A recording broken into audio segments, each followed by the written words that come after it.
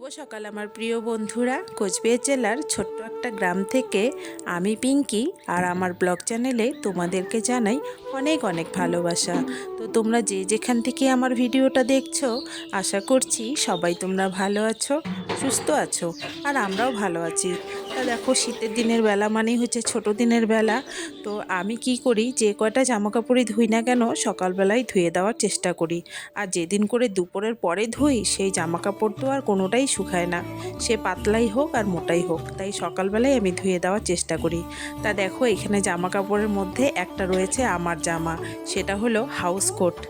দুটো house coat কিন্তু প্রত্যেকটা মহিলাদেরই লাগে।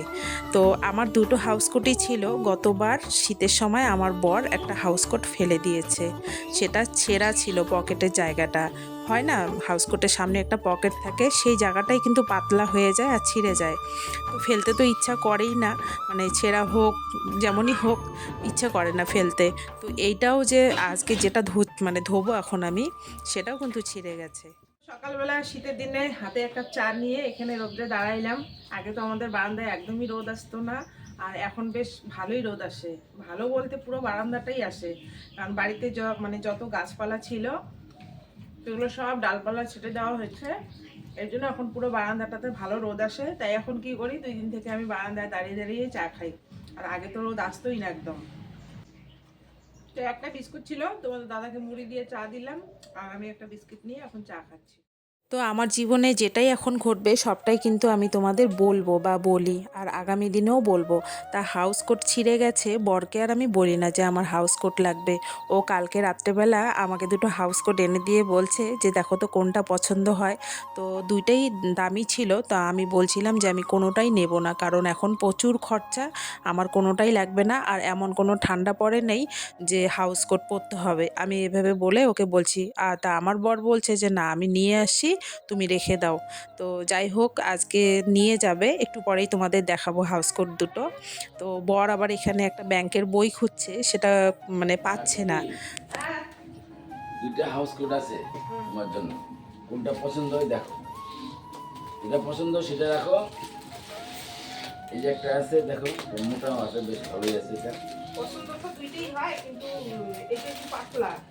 পাতলা, এটাও সুন্দর, যেটা পছন্দ সুন্দর সেটা। বলতে কিন্তু ঠান্ডা কম, কিন্তু এটা তো আবার দামই, দামটা দাম বেশি, ঠিকই, টাকাটা কিন্তু বেশি। আবার ঠান্ডায় ভালো লাগবে, একটু গরম করলে পরা যাবে। কোনটা নেবো বলো? তোমার পরবা তুমি, তোমার খুশি। তো তোমাদের আজকে একটা জিনিস শিখাবো। বেগুন ভাজা, অনেকেই বেগুন ভাজা করে, বেগুন থেকে প্রচুর তেল বের হয়। আমি বেগুন ভাজা করব, একটুকু তেল থাকবে না। আমি পুরো ডুবা তেলেই বেগুন ভাজা করব, কিন্তু বেগুনের মধ্যে একটুকু তেল থাকবে না, আর বেগুন ভাজাও খেতে অসাধারণ লাগে। বেশ খানিকটা দেব নুন, তারপর দেব হলুদ। আর যদি তোমাদের কাছে চালের গুঁড়ো থাকে তাহলে চালের গুঁড়ো ছিটিয়ে দেবে, আর যদি চালের গুঁড়ো না থাকে তাহলে দেবে ময়দা। তো আমার কাছে ময়দাটাও শেষ হয়ে গেছে, তার জন্য আমি আটা দেব। তো এই আটাটা দিয়ে দেব। তো আটাটা আমার একটু নেওয়া বেশি হয়ে গেছে। ভালো করে আমি বেগুনটাকে মেখে নেব।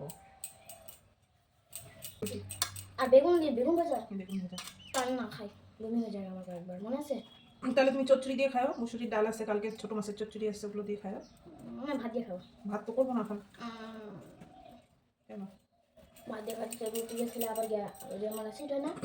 যাও পরে দিয়ে যাও, যাও। তুমি ভাত বানা দিও আমাকে। ঠিক আছে, ঠিক আছে, ভাতই বানাবো একটু করে করে। তো এই মাখানোটার মধ্যে কিন্তু ভালো করে মেখে নিতে হবে। তো দেখো, খুব সুন্দর করে মাখা হয়ে গেছে। তোমরা ঠিক এইভাবে মাখবে, কোনো অংশ যেন ফাঁকা না থাকে, সাদা না থাকে। আমি মনে করি আমরা প্রত্যেকটা মানুষ বেগুন ভাজা বলো, বড়া বলো, খেতে কিন্তু আমরা সকলেই ভালোবাসি, কিন্তু অনেকেই আমরা তেলের ভয়ে খাই না।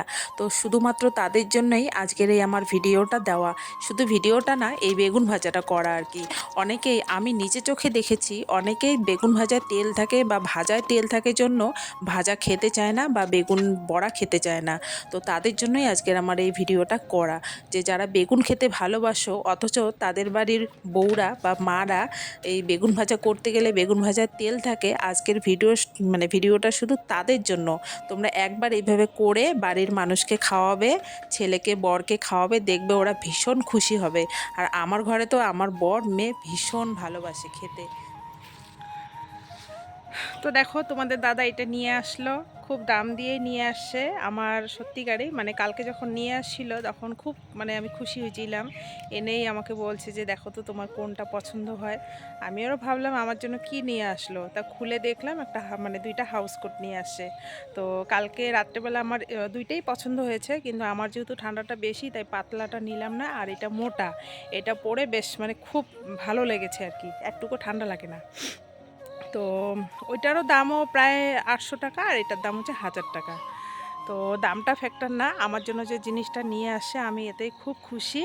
কারণ বোঝোই তো তোমরা, তো ভীষণ খুশি হয়েছি। তো আজকে ও ফাইনালি এটা নিয়ে আসলো, আর এটা নিয়ে গেছে এই কারণেই, কারণ দর দামটা করা হয়নি, এই জন্য দুইটাই নিয়ে গেল তখন, আর এখন নিয়ে আসলো। তো পছন্দ আমার এটাই হয়েছে। তো এটা আমি বাইরে নিয়ে আসলাম এই কারণে, কারণ এটার ভিতরে না অনেক ছোট ছোট সুতার মতো, ওগুলো ঝাললে পরে পড়ে যাবে। তো ভাবলাম একটু রোদ্রে দেই, আর নতুন জিনিস তো আমি ধুয়েই পড়ি, আর এইটা ধোবো না, এমনি একটু রোদ্রে দেবো, তাই বাইরে নিয়ে আসলাম। সংসারে অভাব অনটন যতই থাকুক না কেন, যখন হাতে করে কেউ কোনো জিনিস এনে দেয়, বিশেষ করে কেউ তো দেয় না, ওই বর আর বাবা বা ভাই বোন এরাই দেয়, তাছাড়া তো আর কেউ দেয় না। তো তারা যখন জিনিসটা নিয়ে আসে না, সত্যিকারে মানে ভীষণ ভীষণ ভীষণ ভালো লাগে। তা আমার তো খুবই ভালো লাগে, কারণ আমি এরকম সারপ্রাইজ খুব কমই পাই, তাই জন্য আমার খুব আনন্দ হয়। তো যাই হোক, এখানে সমস্ত কাজকর্ম সেরে পূজা টুজা দিয়ে রান্নাটা করে নিলাম। এখন বাজে দুপুর 2:30, আর আমরা মা ছেলে বর খেতে বসেছি। তো আমিও খাওয়া শুরু করলাম। তো ভিডিওটা এখানেই শেষ করলাম বন্ধুরা, কেমন লাগলো জানিও।